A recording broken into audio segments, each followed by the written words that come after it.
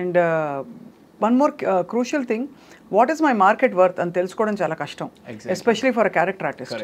అది 10,000 నుంచి 10 లక్షల దాకా ఏమైనా ఉండొచ్చు. సో అది మీరు ఎలా అంటే ఆ గ్రూవ్లోకి ఎలా వచ్చారు? ఓ రవిప్రకాష్ గారా, ఓకే ఆయన కాల్ షీట్ డైలీ ఇంత, లేకపోతే కాల్ షీట్ ఇంత అని ఆ గ్రూవ్లోకి ఎలా తెలుసుకున్నారు? మీరు మేనేజర్ పెట్టుకున్నారా లేకపోతే? నేను మేనేజర్ని అంటే ఉండేవారు కానీ, but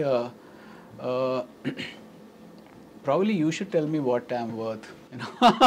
Seriously, I mean, you know, what impression do you get when అలా కాదు అంటే అలా కదండి, నేను I asked you seriously because this is ఇది ఒక self discovery. correct, because it also helps you understand how much confident you are about your self. correct బికాస్ మనం ఎక్కువ చెప్పేస్తే మనలాగా రీప్లేసబుల్ ఇంకోళ్ళు ఎవరో ఉంటారు, అవును, మేబీ నాట్ ఎగ్జాక్ట్ బట్ ఎవరో ఒకళ్ళు దొరుకుతారనే ఫీలింగ్ ఉంటుంది. అలా అని అండర్సెల్ చేసుకుంటే ఒకటి మనకి గడవదు, అవును, రెండోది మరీ అండర్సెల్ చేసుకున్నట్టు ఉంటుంది. యా అంటే ఇక్కడ అయితే రెండు విషయాలండి. ఒకటి నాకు సపోర్ట్ చేస్తూ కొంతమంది డైరెక్టర్స్ ఉన్నారు, అరే మన రవి ఉన్నాడు కదా, మన రవిని పిలవండి అనేది ఒకటి హెల్ప్ చేసింది.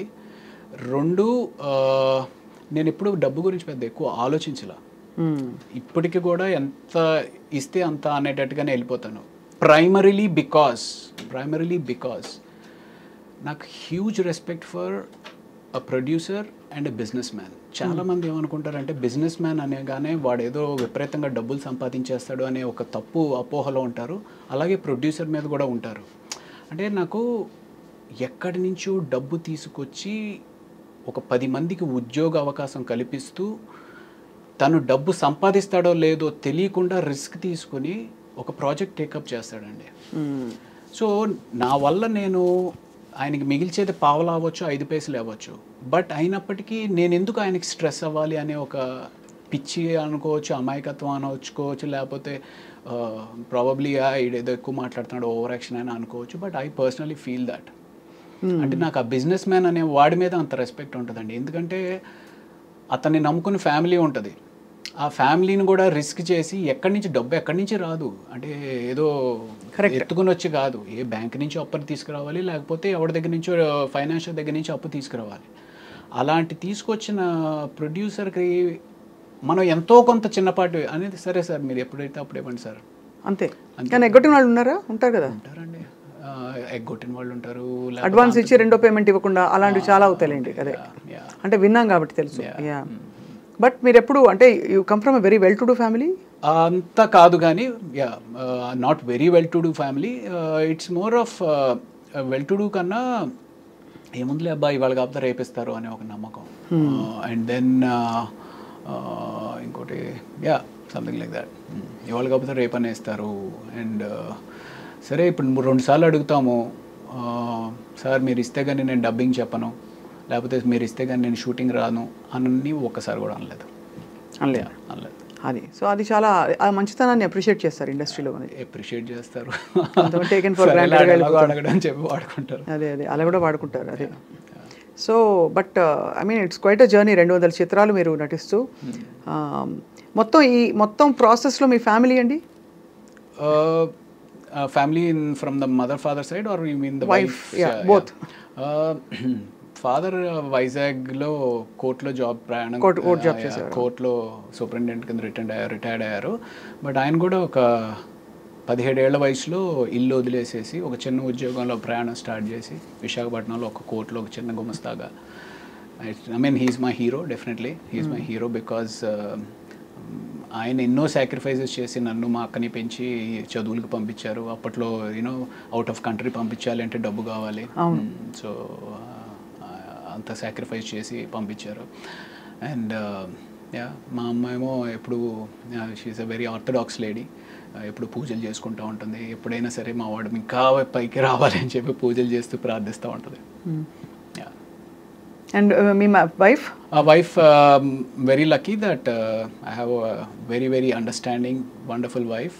తను పీడియాట్రిషియన్ అనమాట. Children specialist. वो भी डॉक्टर, आप भी डॉक्टर, और आप एक्टर, वो भी एक्टर है? లేదు తను యాక్టర్ కదా అస్సలు కాదు పాపం, తనకి ఏంటో తెలియదు, యాక్టింగ్ అంటే ఏంటో కూడా తెలియదు, నిజ జీవితం కూడా తెలియదు పాపం. Yeah so that's great. So arranged marriage. Arrange marriage. Next question would be that. No no no, అలా ఏం కాదు. అంటే పీడియాట్రిషియన్ ఇలా చక్కగా కుదురుకుంది కదా అని అనుకున్నాను.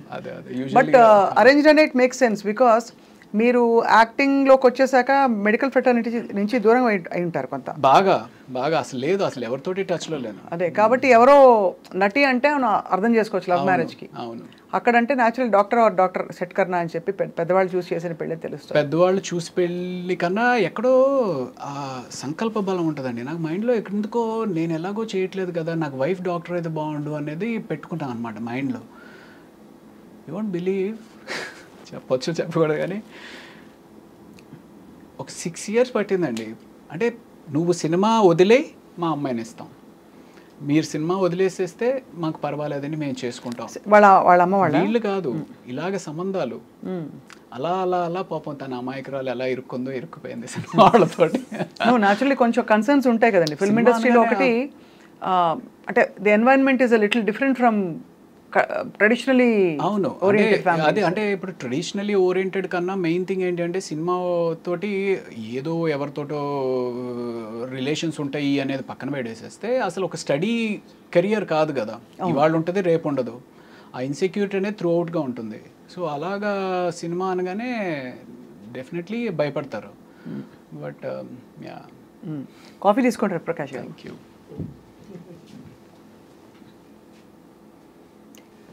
Okay, thank you.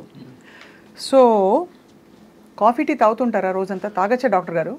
Coffee actually మా వైఫ్ అలవాటు చేశారండి, ఇదివరకు నాకు లేదు. బికాస్ తను వాళ్ళు రెసిడెన్సీలో చాలా ఎక్కువ నైట్ అవుట్స్ చేస్తూ ఉంటారు. సో ఆ రకంగా తను చాలా మంచి కాఫీ చేస్తుంది. సో ఆ రకంగా కాఫీ అలవాటు అయింది. Coffee is very good for health. అంటే once a day, that's what I have. Once a day అయితే నాకైతే డెఫినెట్గా మంచిదే అనిపిస్తుంది. నేను వన్స్ ఏ డేని తాగుతానండి, కానీ ఎప్పుడు తాగినా ఇప్పుడే రోజు ప్రారంభం అనుకుంటా. ఓ cheers. So I mean I particularly believe that anything and everything has to be in balance. Ante. You know, let that be coffee, let that be money, let that be love, let that be alcohol, anything has to have a balance. మనీకి balance ఏంటి అంటే ఎంత అవసరం అంత సంపాదించాలి, అది తప్పదు, అంతే కదా. అంతే, ఎక్కువ అని మనీయే ఒక ఇదిగా చావాలి అట్లా ఉండకూడదు అంటారు. అదేనా? అంతే అంతే. బట్ ఫర్ దట్ మ్యాటర్ మానిటరీగా, ఫైనాన్షియల్గా and even otherwise are you feeling that you have achieved and you feel fulfilled? మానిటరీగా అయితే డెఫినెట్లీ ఇంకా లేదు అని అనిపిస్తుంది మనసుకి.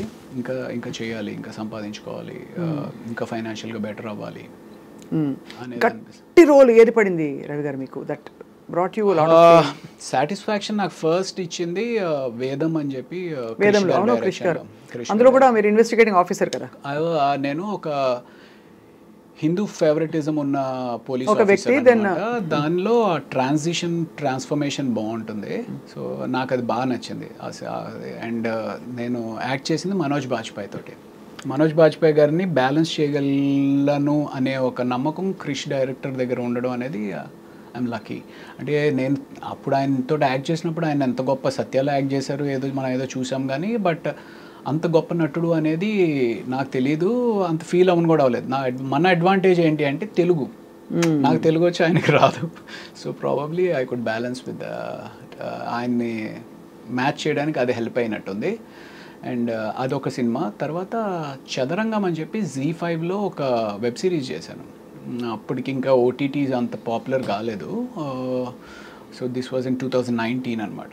అది చేసాను. అందులో కూడా ఒక త్రూ అవుట్ క్యారెక్టర్ బాగుంటుంది చాలా. That gave me lot of satisfaction. So అది కాకుండా కొండపొలం అని చెప్పి ఆ సినిమా సరిగ్గా ఆడలేదు కానీ కొండపొలంలో ఆ సీన్ ఏదైతే టెలిఫోన్ కాన్వర్సేషన్ ఉండి, సో నాకు క్రిష్ గారు ఆ బుక్ ఇచ్చారనమాట.